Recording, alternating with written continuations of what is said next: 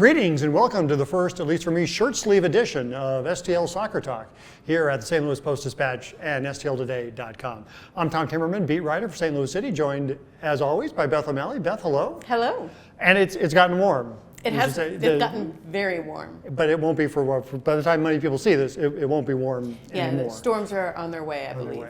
But it was a hot day of practice. It was a hot game on Sunday, an afternoon game, it was the third warmest MLS game in city's brief history. So, which coming, what month is this? April. Coming in April is not a good sign for the rest of the summer. But you never can. I mean, I don't think there's an actual way to know what July and August will bring. It doesn't necessarily bode well, though. It does not bode well at all. I'm envisioning it's not going to be 50 degrees in July or August. No, it won't be 50 degrees. Yeah. But it will be cold in Kansas City this weekend, where City is headed. To on the other side of the river, the other side of the state line in Kansas to play the first of 3 games this year against Sporting KC. Yes. The hated Sporting KC. Yeah, the wildly disliked, the disfavored. The rival team, Kansas City. Or as the players put it, Kansas. Kansas, yeah.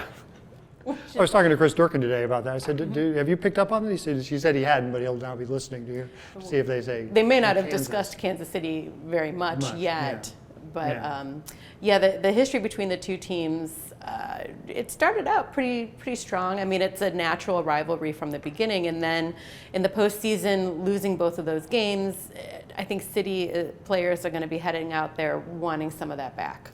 Definitely so. I mean, they had. In the regular season, they kind of controlled. They were up.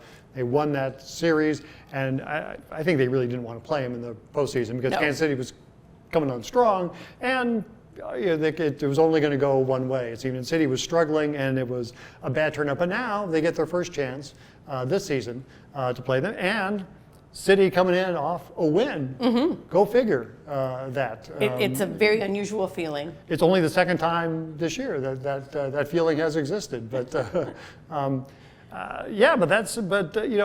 good game, for the most part by City. They limited Austin very little. I mean, only 2 shots, neither on goal. Berkey not having to make a save. Still got the clean sheet. Still got the shutout. Yeah. He said it felt a little bit warmer to get the clean sheet on Sunday than it was the week before. I don't know that he quite understood your question at first, or he was just joking. How does it come compared to the last one? It was hotter, was basically, and it definitely was. It was about 30 or 40 degrees. But in any case, maybe at the end of the first half there were some semi-dangerous situations that Austin had around the box, but none of them evolved into shots. And Austin seemed to come back from the half at least stronger on possession. Again, not as many shots, not very dangerous. The defense looked pretty good, shutting Austin down and moving the ball a lot better into the offense. And probably most significantly, Klauss scored a goal. From the run of play. From the run of play. His first goal, 1,001 minutes since his last goal in the run of play. And that doesn't count stoppage time when he played into the full 90 minutes. But so I mean, it had been a while since he had a goal, and it was against Sporting Kansas City last time that he did that. So, but that's a big thing. And it was, a very nice play. Thomas Ostrak with a great, change the point of attack, cross the field. Thomas Todlin with a run, dishes off to Alm, and then Alm puts it where Klauss was in the box, and Klauss put it in. Klauss wasn't thrilled about the finish, but it's a goal all the same, and you could see the delight and joy on his face after that one. And on his teammates' faces. I think Vasilev lingered for a while after the celebration, giving him an extra hug or two. Yes. Yeah, Indy's a hugging kind of guy, but he made sure to get in the hugs. So, and that City moves up in the standings, and it gives them a win and gives them some momentum going into Saturday's tilt it's weird. You always want to say on the opposite side of the state, but it's on the opposite side of the state plus. Right, because it's technically in Kansas. It's not technically, it's in Kansas. Well, in the middle of, unlike City Park, in the middle of downtown, in a very vibrant urban area, Kansas City Stadium is